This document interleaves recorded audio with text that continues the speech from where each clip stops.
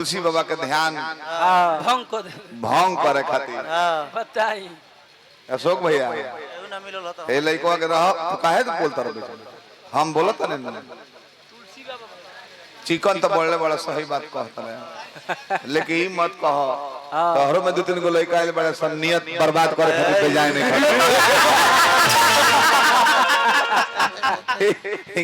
मुकेश ये लेकिन का तो दाढ़ी मोछा गइल मार्केट खत्म बा तू अपना में एगो ले आइल बड़ो 9-10 बरिस के बाद है ना क्यों का कुछ कहे में डराता नहीं ऐसे के तहार बड़ भाई आई तू चस्का लगावो बाद में देखल जाए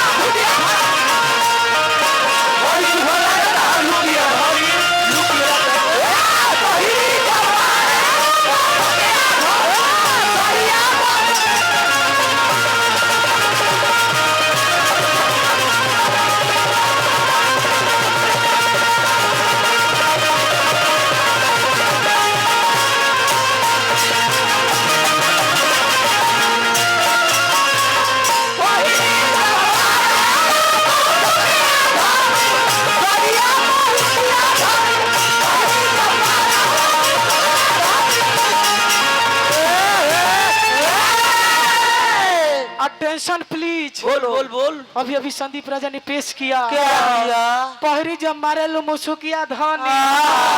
सड़िया बुलू किया धनी। अच्छा बजा लो बढ़िया लगा कुछ ना हो। अब चले गीत संगीत के ओर चलिए अब। ऐसे कि एक बेरा पार करता बाप रे बाप। अभी ना एगो बड़ा सुंदर चौपाई हमारा मुकेश जी कहले हैं कि जो इच्छा धरही मन माही हरि कृपा कुछ दुर्लभ नहीं कहले हैं हम नहीं मानते करा कर ना हम तो खूब पूजा पाठ कर जाऊं आ इच्छा धर जाऊं कि हमने के मिलिट्री में चल जाए तो कौन भगवान पूरा ना करे तो वो जीवन में ना वो जगह जगह के बात बा तू ध्यान नहीं खदे ले जो इच्छा धरही मन माही हरि कृपा कुछ दुर्लभ नहीं सबका खातिर है कहो ई हो लिखल बा क्रम प्रधान विश्व करी राखा जो जिसको रही तो फल चाखा ई हो लिखल बा सती खाती भोला बा कहला कि होई वही जो राम रचि राखा आ को करी तर्क बढ़ा वही शाखा जो इच्छा धरही मन माही दूसरा खातिर लिखल बा जे अपन निस्वार्थ भाव में भक्ति क के अपना के त्याग देले बा कि हरि जी तू ही बड़ा तोन बड़ो उनका खातिर हो सती तो दुनिया के माईए रहली शंकर जी के जनाना रहली आ उनकरा खातिर भोला बा कहल कि जा अब राम के परीक्षा लेबू होई वही जो राम रचि राखा को करी तर्क बढ़ा वही शाखा फिर लिखल बनी इंसान खातिर कि कर्म प्रधान विश्व करी राखा जो जस करहि तस फल चाखा अबे जाके कहू के दांत काटो ना मार दिया भुवन पर के बिना पानी खइले लाल हो जाए अभी अलग अलग चौपाई अलग अलग जगह के बा हम तो जाने हैं कि मुकेश अच्छा बोले हैं शिष्टाचार में रहले हैं बाकी तबो जौन आदत लागल बतन छुट्टी ना कहिए देले हम एक आदमी मरता तो कीर्ति गवाता एक आदमी मरता तो लोग कहता कि जो तोरी बहिनी के दुकान करू मरिए गए खैर कोनो बात ना धीरे धीरे आदत छूटता ही कम बात नहीं एक बेर ना छूटो धीरे धीरे छूटता हम बहुत तरह पर प्रसन्न बानी ऐसे कि हम तुम ढेर बाउर गावल जाई तो हमनी के मोला पर लोग का कही का कही हम ही मरी तू ही मरो लोग इहे कहे को हो धरती के भार हलुक हो गए बोल सर्व पियो को वाले हंसो दोनों के सुमिरन का पहलो तारा बेर का जरा कहलो ना हमारा बेर लोग कह दिए से हम छोड़ दे नहीं एक हफ्ता हो गया हां हमनी के ना कहन एक हफ्ता हो गया हमरा छुअले ऊपर एक हफ्ता 1 घंटा हुलास बाबा के हमारा परपोता बानी बहुत बहुत पुरस्कार तने गीत संगीत में चलो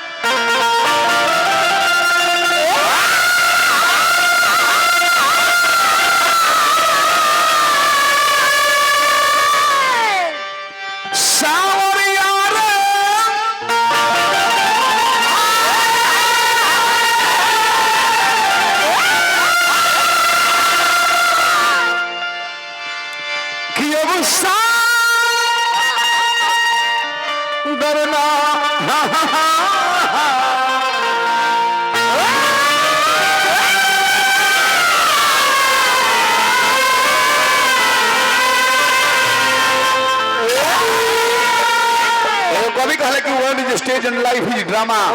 We are actor and God is director. ये मंच हम लोगों के लिए बनी है रात भर के लिए सुबह यहाँ से जाने के बाद सिर्फ चर्चा रहेगा अभियंता की हमें मुकेश की हमें केहू ना कही नीमन न तो बाऊ यही है जीवन के लीला में इस सारी धरती एक स्टेज है world is stage life is drama जिंदगी एक ड्रामा है हम लोग एक्टर हैं डायरेक्टर ऊपर बैठा हुआ है सारा धन संपत्ति परिवार में रहते हुए वो डायरेक्टर जब देखले सीन समाप्त हो गई बोला ले सारा पावरफुल लोग इधर रहले रह गई एको मिनट के देरी कराओ ले कुछ सेकंड एजा केहू के केहू हो ना जब सांस चलता है ईश्वर जब तक निकल रहा है यही ईश्वर है निकल जाई जब चला था पहले सोफा पर सुता के गदा पर सुता के हुलास बा के गर्दन में मुंह में दिया थोई तुलसी जल गंगा जल आ जैसे ईश्वर बन भइल होई अपने बेटा लो नाती पोता लो गदा पर से उतार के भोइया माटी पर एगो चटाई डाल के आ ऊपर में सिरहान क के चार गो माला पहना के मुड़ी तर दुगो गर्भवती हला दी हल गइल एजा केकर के हो माया के बाजार लागल बा जैसे रोल को के चल जेबे उहे गवाई दोसर कुछ बा ना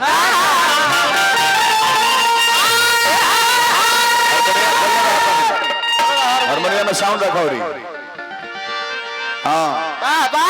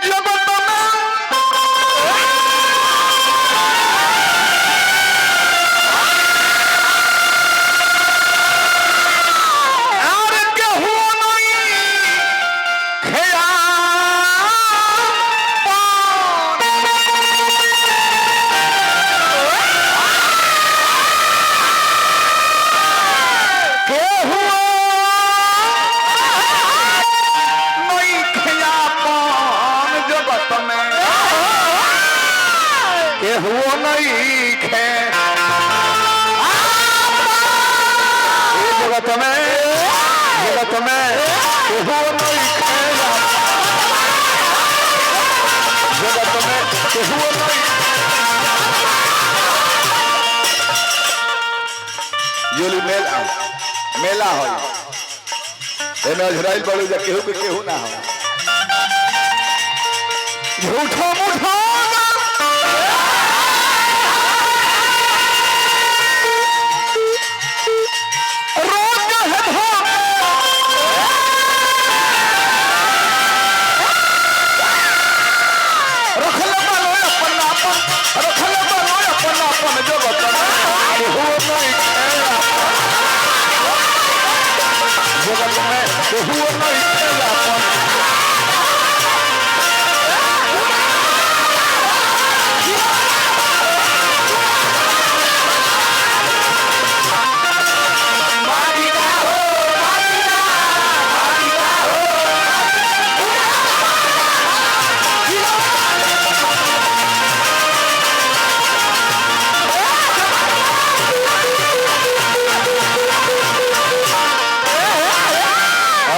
जी हमारे के पुरस्कार दे 100 रुपया, फिर 100 रुपया पुरस्कार।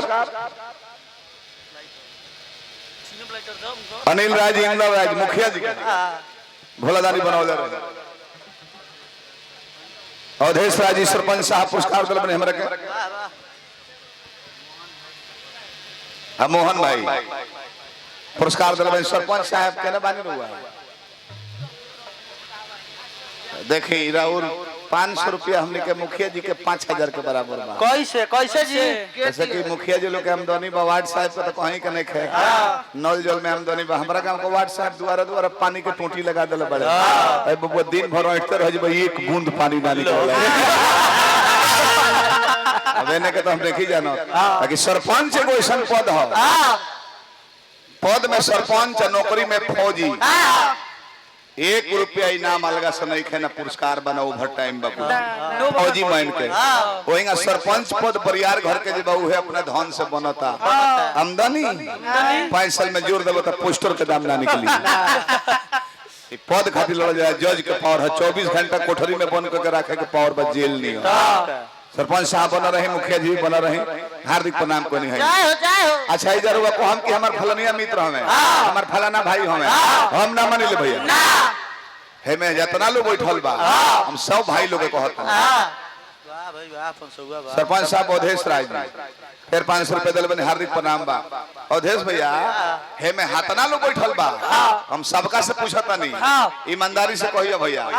केकर बाबूजी अपना भाई के संग इकट्ठा परिवार को बाड़े बताई सबे केहू का में बताओ। बाबूजी एक में हुई है तो बाबा अलगा हुई है। अच्छा का है हमने के खास भाई नु बा, हम यही उम्र में अपना भाई से अलगा बन अरे वो सब अलगा हो।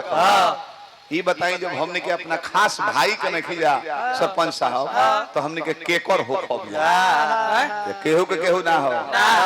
अबे वो उठ के जाइए एक आदमी संगे केहू ना जाई पूछबो ना करी लो कहा जाता नहीं। अब के एक वारस के फूल लेके जाई 15 गो पियो कर पीछा लग जाए। गिलास ले ले तो कजीबो ले ले बने तनी परिवारे ढार दी। हम सरपंच साहब पियो लोग का रोल देखो नहीं। पहला पेक जब चली न मुकेश आप पियो लोग का रोहन बाजी खर्चा करता ओकरे से बोतलों के बड़े चिकना गिलास भी उनके समय हुए। पहला जब पेक चलल बड़ाई देखी के करता रहे। कहाँ से उत्तर प्रदेश के ओरिजिनल मांगा लेता हमारा तो मिलते नहीं खे। पटना में दूसरा जब चली भाई बा बहुत लोग पंचायत में बाबा के तहार जोड़ा देवे लगे। तीसरा चली चौथा जब चली तो भावुक हो जाला लोग, आधा आंख लोर ले ली लोग। कब अजमा के देखो यार तोरा खातिर आदमी जान दे दी। पांचवा चली छठवा चली तो उनका के सूते के व्यवस्था करो, वो भी बिछौना के चौकी पर न तो उतारा सोफा पर मुते के व्यवस्था में लाग जैसे हट के ना सोफे पर चला करना बड़े सो जाए के बड़ा नशा फाटी नू तो गादा एगो सोफा पर धर दे कि सोफा पर ए जे माया के नगर हो इ नाटक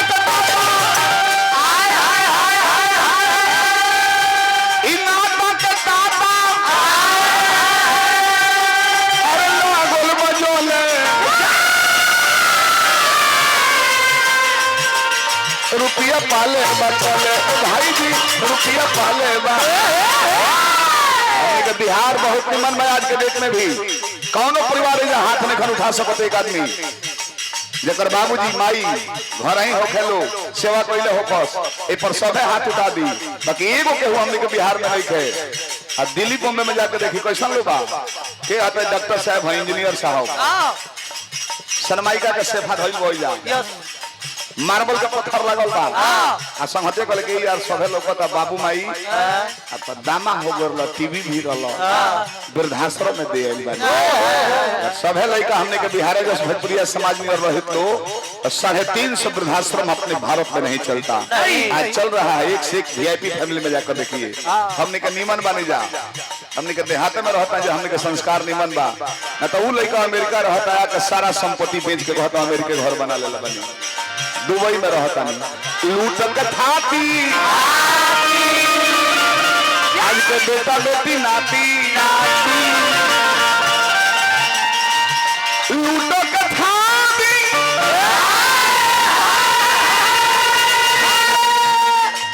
बेटा बेटी नाती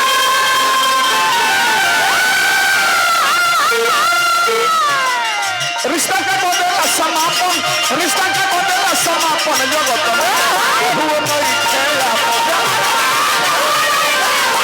जगत में हुए नहीं खेला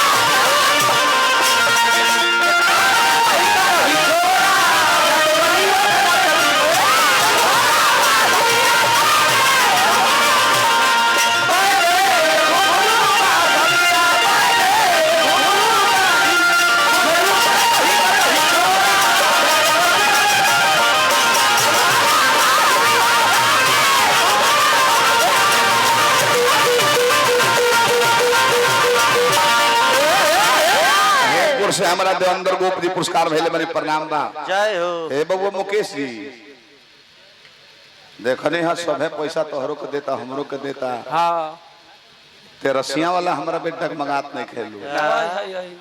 ई कहे भाई और माने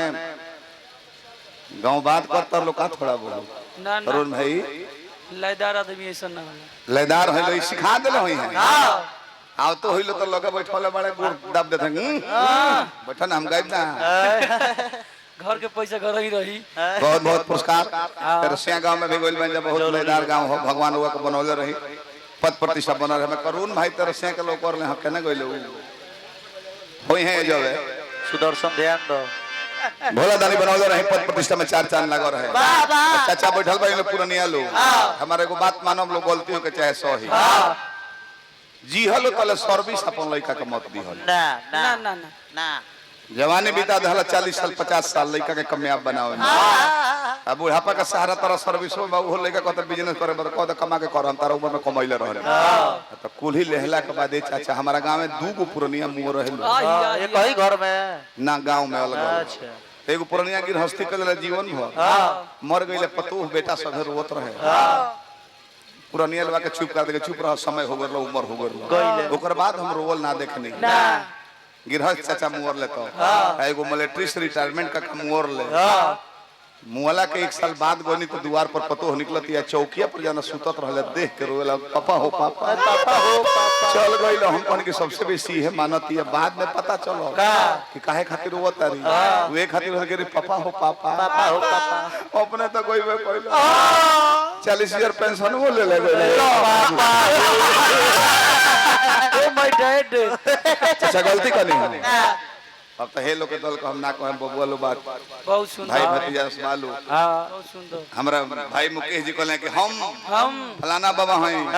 तो वो लोग पूजा नहीं करते हम लंगड़ बाबा हैं तो वो पूजा नहीं करते ठीक बा हमने के लंगड़ भाई लंगड़ बाबा एगो कौन लड़का कहले है तारा में कि हम तेगलवा बाबा हैं बाबा हम चिन्ह है ना चिन्हा दा एक बार हम गोल लाग लेती तो हमरो भाग कर दे तेगलवा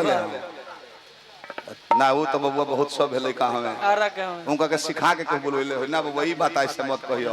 आसाराम बाबा कह दी हो राम रहीम बाबा कह दी हो अपने मुंह से माइक में कहता सुननी है तो हमरा लाई लगल हो ओहो हम तेगलवा बाबा हैं ना ई ना चाहिए देखो ई बहुत जीवन में खैर कोनो बात ना ब्याह जी के हंतनियों से अंश तावक चाहिए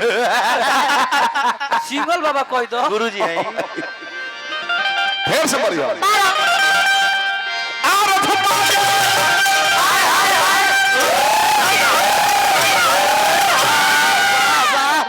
पियर का शॉट वाला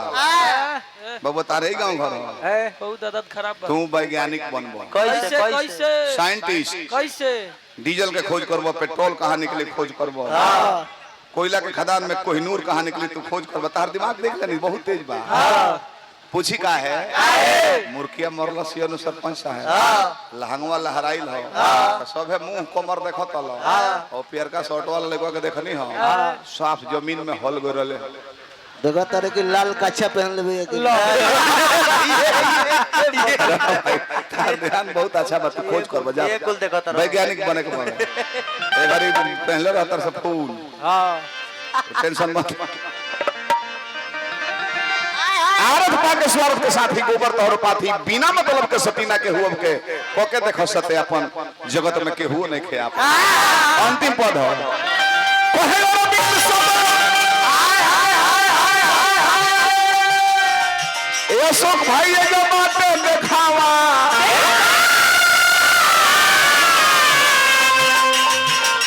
के कर पर करी हम दावा ओ भाई जी के कर पर करी हम अब तो सोनू संग दिल के संगवा में मिल के सोनू संग दिल के संगवा में मिल के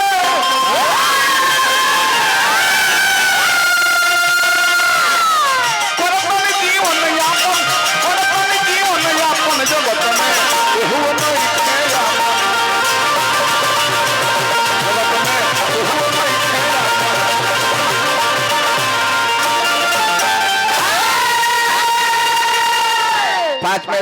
घड़ी दे के तनी कथा कहली 5 मिनट